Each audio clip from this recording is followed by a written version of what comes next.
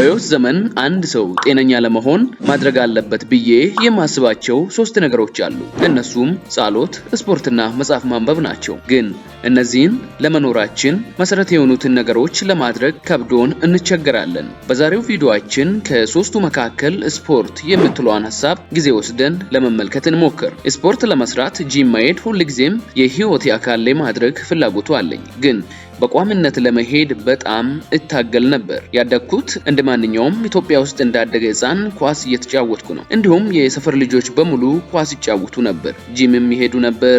ስለዚህ ጂም መሄድ ሁልጊዜም እንደ ትክክለኛ ነገር ነበር የሚታየው። ትክክልም ነው በእርግጥ። ነገር ግን በቋሚነት መዝለቅ ፈጽሞ አልቻልኩም ነበር። ዩኒቨርሲቲ ከገባው በኋላ እንኳ አንዳንዴ ለ2 ሳምንት ያህል በተከታታይ ሄድና ከዛ ለ1 ወር ያህል አቋርጣለሁ። ስሜት ውስጥ ለመግባትና ራሴን ለማነቃቃት እሞክር ነበር። ደግሞም እንደ ክሪድ አይነት ሰውነት እንዲኖረኝ በጣም እመኝ ነበር። ይህን ነገር ማወራላችሁ እናንተም በዚህ ሁኔታ ውስጥ ካላችሁ እኔም እንደናንተው በዚያው ቦታ ላይ እንደነበርኩ እንድታውቁልኝ ነው። ነገር ግን ባለፉት ዓመታት ውስጥ በጂም ህይወቴ ላይ ከፍተኛ የሆነ ቋሚነት ማምጣት ችያለሁ። አሁን ላይ ወደ ጂም ለመሄድ ቀድሞ ከሚያስፈልገኝ ኤነርጂ በጣም ያነሰ ጉልበት ነው የሚጠይቀኝ። ለዚህ ደግሞ ትልቁን ምስጋና የሚሰጠው አስቸጋሪ ወይም አሰልቺ የሚመስሉኝን ነገሮች ስሰራ መከተል ለጀመርኩት ልዩ የአስተሳሰብ መንገድ ወይንም ደግሞ ማይንድ ሴት ነው። አእምሮዬ የምሰራቸውን ነገሮች እንደወዳቸው አድርጌ አታልለዋለሁ። ይህንን ስልት በሌሎች ህይወት ክፍሎችም ላይ ተግብሬዋለሁ። በተለይም መጽሐፍትን በማንበብና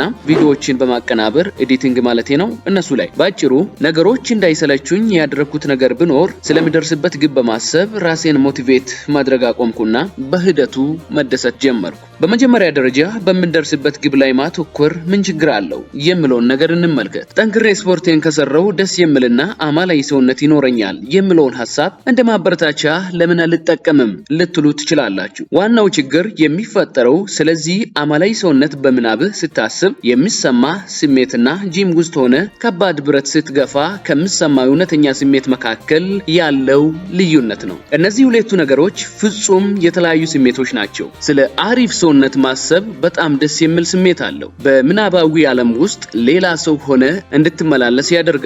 ነገር ግን ወደ እውነታው ስትመጣ ደግሞ ወደ ጂም መሄድ አድካሚ ነው፣ ድካም አለው፣ ደግሞም ብዙ ጊዜ በጣም አሰልቺ ነው። በተለይ ጀማሪ ስፖርተኛ ሆነክ የእግር ስፖርት መስራት በህይወቴ ካጋጠሙኝ አሰልቺ ነገሮች አንዱ ነው። ይሄ አንደኛው ችግር ነው። ሁለተኛው ችግር ደግሞ ራስህን ሞቲቬት የሚያደርገውን ነገር ከምኞት ብቻ የምታገኝ ከሆነ መድረስ የምትፈልገው ግብህ ሁል ጊዜ የሚሸሽ ኢላማ ይሆንብሃል። ምንም ያህል ስለዚያ ለተሻለው ማንነትህ ብታልም ደረስኩ የሚል ስሜት ፈጽሞ አይሰማም። በሐሳብ ደረጃ እንኳ ግቡ ላይ ደረስክ ብንል ኢንትሮፒ የሚባል ነገር አለ። መቀመጥ ውድቀትን ያመጣል። በደረስክበት ውጤት ላይ ብቻ ተደግፈ ከተቀመጥክ ሁሉም ነገር ይፈርሳል። መንቀሳቀስን መቀጠል አለብህ።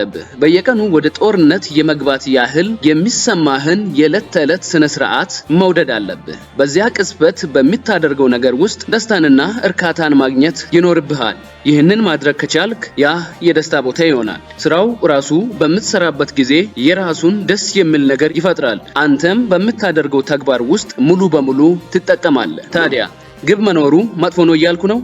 በፍጹም። ግቦች አቅጣጫን ለመወሰን በጣም ጥሩ ናቸው። ግብ መኖር ልክ እንደ ኮምፓስ ነው። በትክክለኛው አቅጣጫ እንድትሄድ ያግዝሃል። ወዴት እየሄድክ እንደሆነ ለማወቅ አልፎ አልፎ ልትመለከተው ትችላለህ። ሌላኛው ነገር ደግሞ አስቸጋሪ ነገሮችን እንዴት እንውደድ የሚለው ነገር ነው። አሁን እንዴት ነው አስቸጋሪ ነገሮችን ተቀብዬ የህይወቴ አካል የማደርገው ብላችሁ ታስቡ ይሆናል። እኔን የረዱኝ 2 ዋና ነገሮች አሉ። የመጀመሪያው ውስጣዊ የአስተሳሰብ ለውጥ ሲሆን፣ ሁለተኛው ደግሞ በተግባር የምታደርጉት ስልታዊ ዘዴ ነው። አንደኛው ከድሃ አስተሳሰብ ይልቅ በሀብታም አስተሳሰብ መንቀሳቀስ። ፈርጣማ መሆን አለብኝ ብለህ ስታስብ ያ የድሃ አስተሳሰብ ነው ወይስ የሀብታም አስተሳሰብ?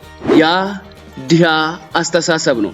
ምክንያቱም የሆነ ነገር ለማግኘት እየፈለክ ነው። ይህ ማለት ያ ነገር አሁን የለህም ማለት ነው። ጂም መሄድ አለብኝ ምክንያቱም ፈርጣማ መሆን ይፈልጋለሁ ስትል ሳታውቀው ለራስህ ፈርጣማ አይደለሁም እያልክ ነው። ስለዚህ ሁልጊዜም ፈርጣማ አይደለሁም ብለህ የምታስብ ከሆነ ፈርጣማ ያልሆኑ ሰዎች የሚያደርጉትን ነው የምታደርገው። እነሱ ደግሞ ጂም አይሄዱም። እንደዚህ እያሰቡ ጂም መሄድ ሁልጊዜ ለአንተ እንግዳ የሆነ ነገር ይሆንብሃል። ይህ ማለት ግን ዝም ብላችሁ ትልቅ ስፖርተኛ ነኝ ብላችሁ ራሳችሁን አታሉ ማለት አይደለም። ይልቁንም ለራሳችሁ እንዲህ በሉ፣ ጂም መሄድ የሚፈልገው እኔ ንቁ ሰው ስለሆንኩ ነው። ጂም መሄድ ለእኔ አስፈላጊ ነው። ጤናዬ ለእኔ ትልቅ ዋጋ አለው። ንቁ ሰው ስለሆንክ ጂም መሄድ ዝም ብለህ የምታደርገው ተፈጥሯዊ ነገር ይሆናል። ይህ በጂምና በአንተ መካከል ያለውን የአእምሮ ግድግዳ ያፈርሰዋል። ይህንን ዘዴ መጽሐፍ ለማንበብም መጠቀም ትችላላችሁ። ጎበዝ ለመሆን መጽሐፍ ማንበብ አለብኝ ብለህ የምታስብ ከሆነ ንባቡ ያስጠላሃል።